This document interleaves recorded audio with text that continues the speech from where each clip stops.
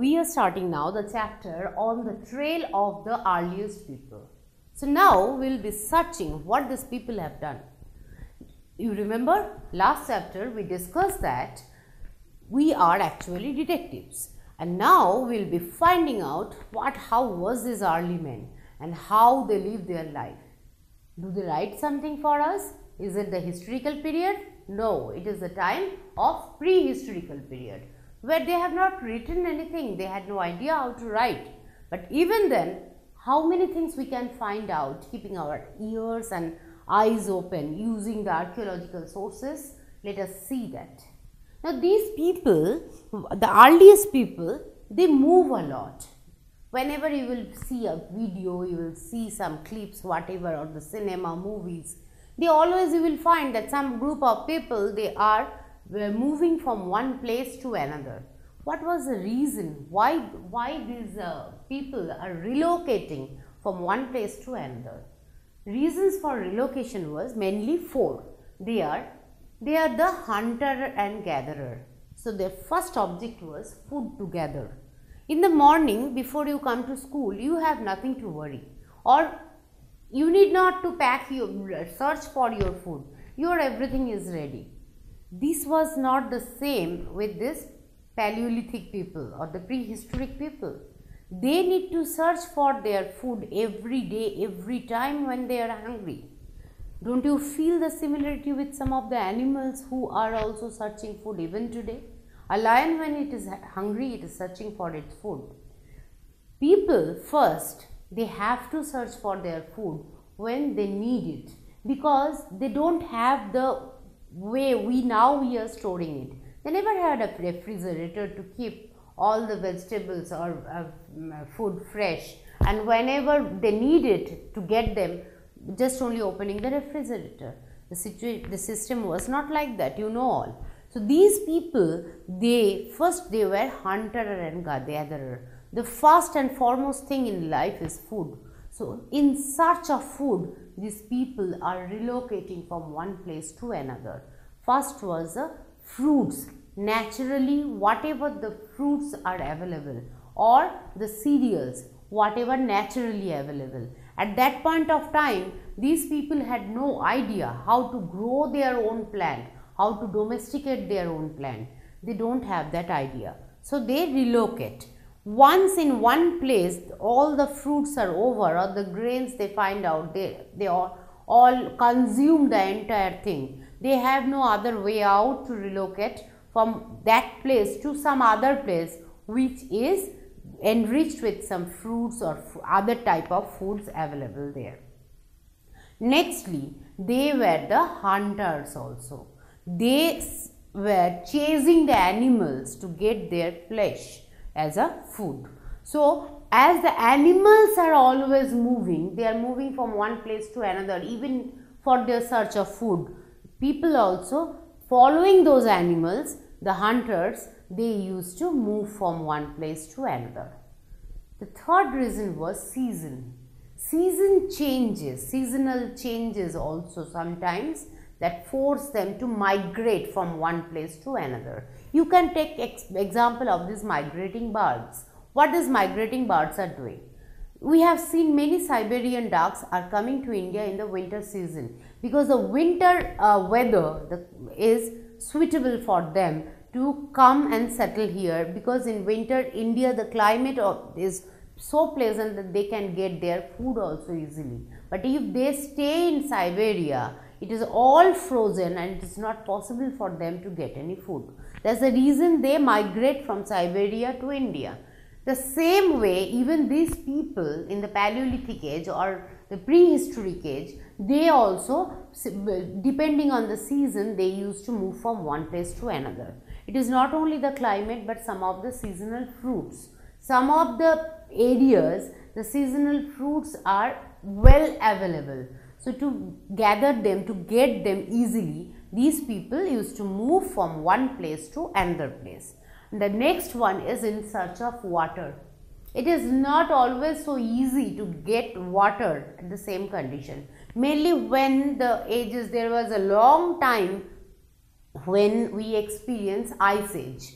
The water was all frozen as ice. So they need to get some water, they need to get some free flowing river, they need to come down to a location where they can get their water abundantly. So for in search of water also, people relocate from one place to another.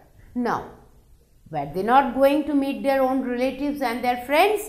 Yes, definitely they do that. As the way you also relocate from one place to another place, you go from one place to another place to meet your relatives or neighbors or friends, they also used to do that. Sometimes if they hunt a huge animal, they used to share it with their neighboring tribes also, and at the same time the other tribes, the neighboring tribes also share in the same way. So they have a very good relation, they used to keep a good relation to protect themselves from outsider also. So for that reason also we have seen that they are moving from one place to another. Now how we came to know about these people? I told you they never wrote down anything. Then even how we came to know that? I told you historians, they are archaeologists, they are also detectives.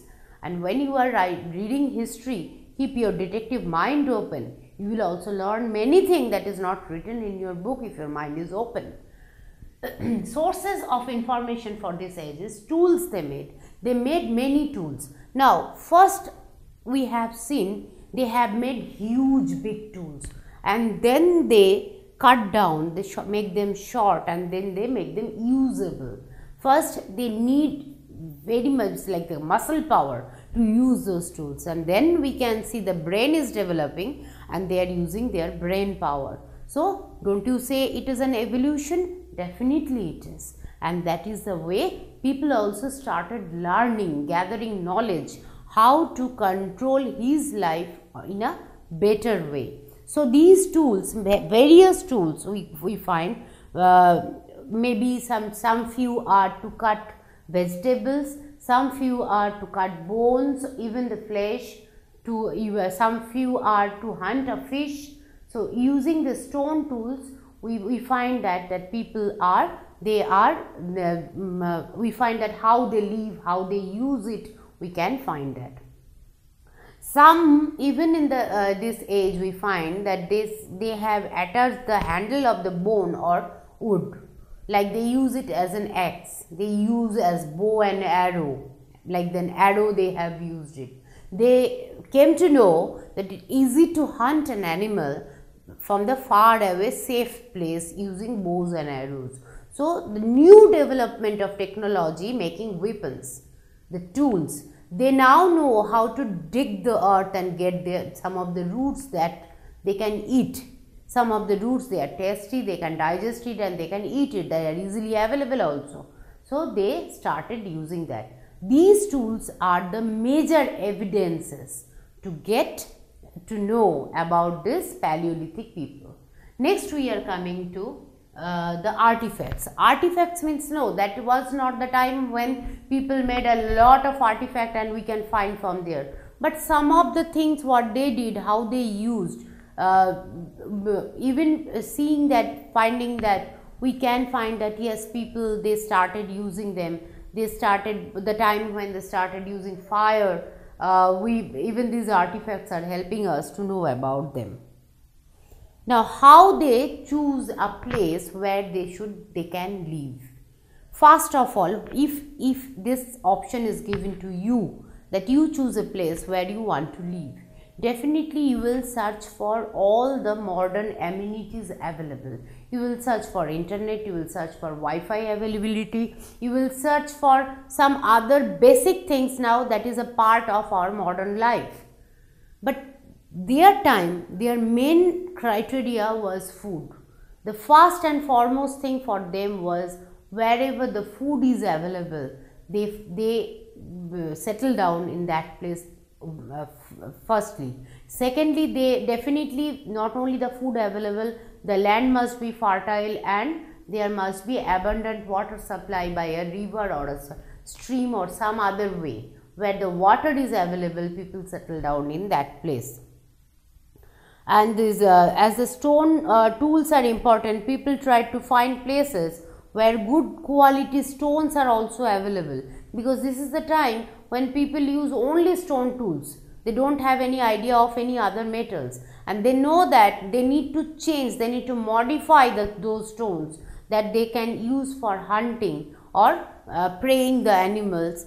They can use for food. Not only that, even they can dig the earth, they can cut down the tree they can get some fruits also easily by using stone tools. They can chop out, they can use stone tools to get some cereals from the trees, all these way. So some places where these resources are available, they settle down all those places.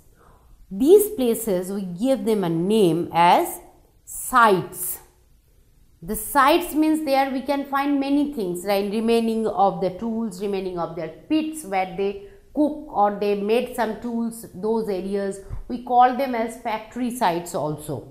They made, used and then left maybe those places when the entire resource is used by them. Then they relocated in search of a new site or a new place where they can get those resources available again. Now, this is the time, this time is known as Stone Age. People, they know only stone, wood to use it.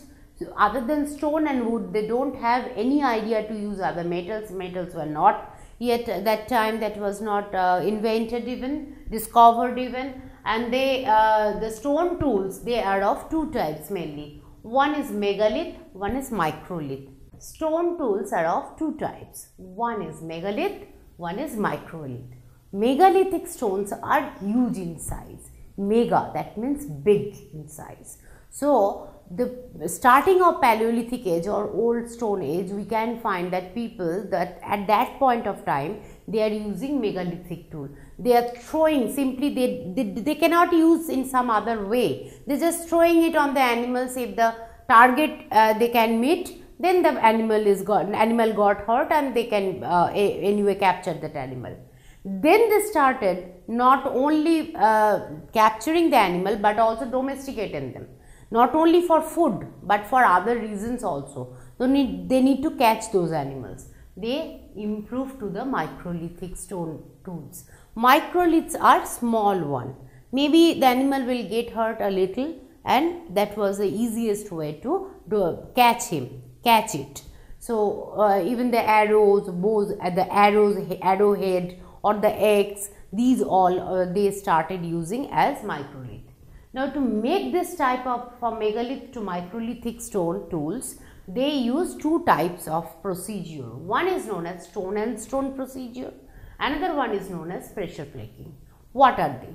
Stone on stone is, they used to hold the core or the main stone in one hand, and in another hand they used to take another stone. Now by striking the other stone again and again, they used to give the desired shape to the stone, make it literally sharp or usable the way they want to use it. That is stone on stone. Next is pressure flaking, where a big pressure is given to the stone to make it to the desired shape. Pressure flaking, here the core was placed on a firm surface, and the hammer stone, the other stone that they use, we call it as hammer stone. So you used to hammer it to get the desired shape and size done. That is known as pressure flaking. Now this was the time when we can say there was a major change in the life of these people, this Paleolithic man or the early ape man, that is discovery of fire. Fire was something that used to scare them a lot, because they cannot control fire. They have seen many a time that a huge area is burned, maybe the huge area is burned because fire was existing on the earth, but they cannot control fire. Discovery of fire, we want to say by this word that this was the time when man started controlling fire. Maybe someone used some animal flesh that is burnt in fire before. Rather than eating raw flesh, they find it is tastier, so they started burning it. So to do that, they need to control the fire, the use of fire, they need to control it. Even today, there are many tribes that is a tradition for them that they never let the fire goes off. Some or other way, one mode of fire is burning in their tribe. That is a tradition, because this was the time when, after discovering how to control the fire, they started using it abruptly, and they cannot afford to lose their fire. If they lose, if the fire they lose the fire, if they that is off, the fire is off, then they need to search for another mode to get the fire. In search to get a fire, maybe many incidents happen. They may find that if they are rubbing wood against another dry wood, they are getting fire, or maybe they find that they are rubbing the stones also, they can get fire. So they started inventing many other ways to get fire and then to control it. In Kurnool caves, we have find the traces of ash, which are giving us even some of the charcoals of long back. By carbon dating, we can find their dates, and that is giving us the evidences that they started using fire at that point of time. So discovery of fire is one of the major incidents that happened in the life of early human being, which helped them to control their life a lot, other than moving as an hunter and gatherer from one place to another, and even to live the life of animal and to in the change to live the life of a human being. Next, we are coming to the changing environment. Around 12,000 years ago, there is a massive change in the environment. You know that beforehand it was ice age. So the climate was not that suitable for human being even to live on the earth. Almost 12,000 years ago, there was a beautiful climate change that made climate possible for people, common people, to live in. So even the water resources increased. They are getting some perennial rivers that are the source, which sourced from the icebergs. So throughout the year, they are getting water supply in those rivers. So they started settling down in those river banks. Not even that, as the water supply increases, the climate changed, the land became fertile, and human beings started domesticating plants and animals. Who has done first, we don't know. Maybe male, maybe female part of the tribe, but they started using those cereals or the plants for their own purpose. They now know how to grow them, and as they started growing their plants in a particular land, they were not in a way to move those lands because they cannot take the land with them. So they settled down in that place. They domesticated some few animals which helped them to get flesh or egg or milk in that way. This was also a time when the grains also that started improving with the climate. The way they used to get the cereals or the grains the first hand when it was in the ice age, it was very much confined in a particular season. But as the climate changed, naturally the growing period for the grains also, it was most of the time in the year, and they are getting those grains abundantly in the fertile land. Names and dates, the paleo, we have divided this time period mostly into 4, that is Paleolithic, Mesolithic, Neolithic and Chalcolithic. Paleo means old, lithic means stone. So Paleolithic is old stone age. This is the time when people first started using huge stone. I told you the megaliths, the huge stone they started using. By the end of Paleolithic age, we find that they started using microlithic, but they are actually the mixture of microlithic and megalithic tools. This age we call as Mesolithic age. People believe that this is the time period when fire was discovered and people started controlling fire. There was a rapid change in the life of people. Mesolithic time period is very short. Next we find the time of Neolithic time period, when the new stone age, mostly people started using microliths. No more megaliths in the society. Microlithic stone age people started settling down in the villages, domesticated plants and animals, and it was easy. There were no more hunters and gatherers who are moving from one place to another only in search of food.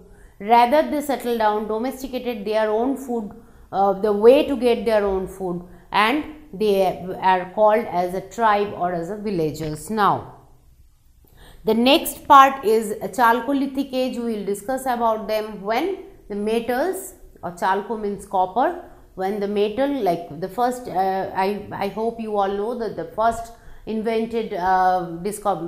discovered metal was copper, and they invent it in a way that they can use it of their own. So, the Chalcolithic age is the last one when the stone was used as well as the metal. Mostly the rock paintings we find in the Paleolithic, end of Paleolithic and Mesolithic age. In Neolithic age, people started making their own houses, maybe the wooden houses or the rock houses, whatever it may be. They started settling down. So, the rock paintings are mostly, we can see the wild animals, those who are, people are chasing those wild animals or they are hunting those wild animals. So, it is depicting their life, how their life was, we can find seeing those rock paintings. These many of the caves where people live, they started painting on their walls.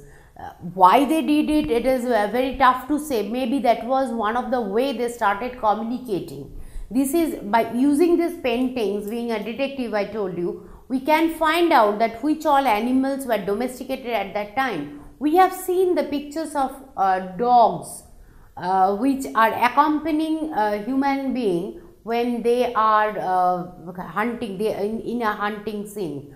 Or we have seen that the people are using horses, even they are climbing on horses while they are killing some animal. And what all animals they know, like they make a painting of a fierce bull, which that means that these all animals they were well aware of. The physics, the way the physics they have drawn it, that give us a clear evidence that these people they have observed these animals very closely, though they are wild in nature, but they started observing those animals very closely and they drew their pictures very well. Who did the first agriculture? We don't know. We cannot claim that someone has done it. It is not that way. People started learning it. Maybe they find that the cereals, when they in a particular season, when they ripe, when they grew up, they ripe and then they fall down as seeds, and that gives birth to the other trees to get some more cereals. So, they started collecting those seeds and they used it maybe in some of the fertile land. Now, these people they started gathering those plants and they started domesticating them. They started drawing by making their own stone tools depending on their necessity. When they felt like this type of stone tools are needed to do some business easier, they started using them. They made their stone tools. They are at least they maybe the men and women, they divided their part from this time only. Mostly the men, they are going for hunting even then, because that was they need some muscle power, where the women, they are mostly involved in domestic part like agriculture, or even domesticating animals and get some food and meat from the domesticated animals also. Now, how they domesticate animals? Maybe they put some food kept some food nearby their huts or their caves when animals came there, and they started behaving as their friends in that way, sometimes by forcefully, by giving them food, but they brought them, they catch them, they brought them to their area, and then they started feeding them, made them their the way they wanted to work them, many way. There are a number of sites also we have observed, which we observed. These are giving the evidences that whatever we are claiming, though it is not written, but whatever we are claiming, they are true, and they are giving us strong evidences that yes, this happened in a point of time. That is the way that we evolved from ape man to human being. The way first man started using only the muscle power like the animals just to get their food, from there becoming a rock painter, or from there to make a village, a community, and to settle down in a social life. These evidences are giving us these are the evidences that are giving us the actual scenario, what may happen at that point of time. Some of the sites we find where large number of tools we find, we can call them as factories, stone tool factories, where people they made their they used to gather together and they used to make their food, stone tools. Some of the places we find where most of the artifacts related to cooking we have found, where we can say that people may be using those places to make their food. So some of the smaller sites, there are evidences that we can say that they use the way they use the water sources also. So to make something, whatever the resources they used, these also are the evidences, the artifacts are the evidences. These all places we call as sites. Husangi is also an example of such a site. Next chapter we will learn about them more. Till then, thank you.